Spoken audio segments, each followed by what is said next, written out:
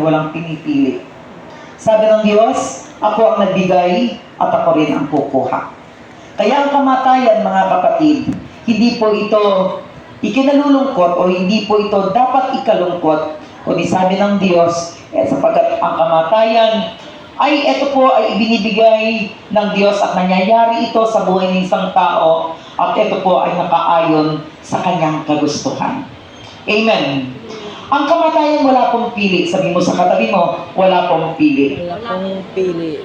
Ibig sabihin, ang kamatayan, mamayaman ka man, mamahirap ka man, may sakit man o sa wala, babae man o lalaki, payat man o mataba, ang kamatayan ay dumarating sa panahong itinakda ng Diyos.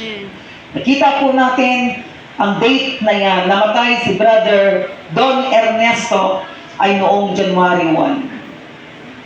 Siya po ay dumanas ng sakit, tama po ba? Dumanas ng sakit sa mga ilang mga taon o buwan o hindi ko po gaanong alam yun.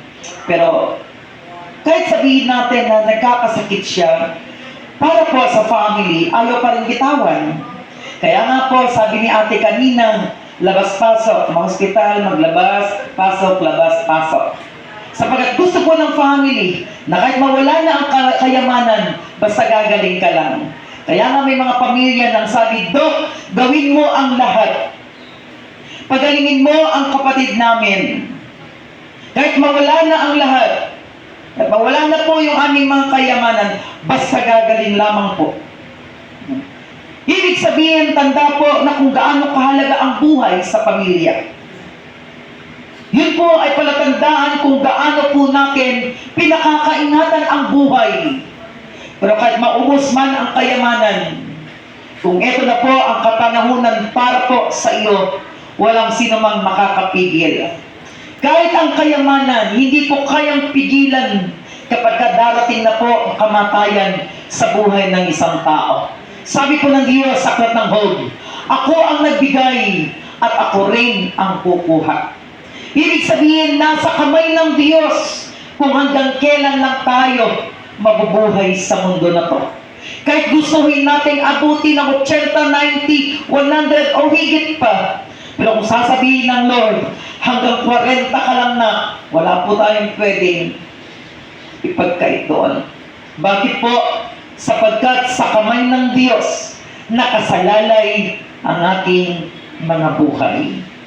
Bakit po dumarating sa tao ang kamatayan? Sapagkat sinasabi po ng banal na kasulatan sa Ecclesiastes chapter 3 na lahat na pangyayari dito sa mundo ay sa panahong itinakda ng Diyos. Ibig sabihin, mga kapatid, there is a time for everything. Kahit anuman po yung dumarating sa buhay mo, merong kapanahunan. Kaya sabi niya doon, panahon ng pagkabuhay at panahon din po ng pagkamatay. Binigyan tayo ng Diyos na masilayan ang ganda ng mundo. Makita ang mga bulaklak na mamumukadkad. Makita po natin ang mga tanim na mamumunga. Makikita po natin ang ating mga pamilya, ang ating mga anak, ang ating mga apo, sapagkat yan po ang kagustuhan ng Diyos, na masilayan po natin ang ganda ng nilikha ng Panginoon. Ngunit sabi ng Diyos, ang buhay po natin dito ay meron ng patid.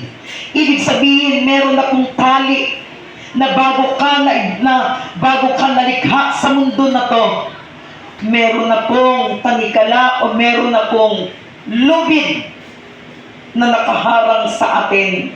Ibig sabihin, mga kapatid, alam ng Diyos kung hanggang saan at hanggang kailan ka lang. Kaya yung kamatayan, walang sino mang may gusto.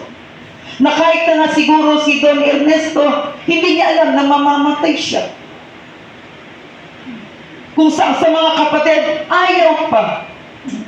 Pero alam niyo po, walang sinong makapagpigil nito.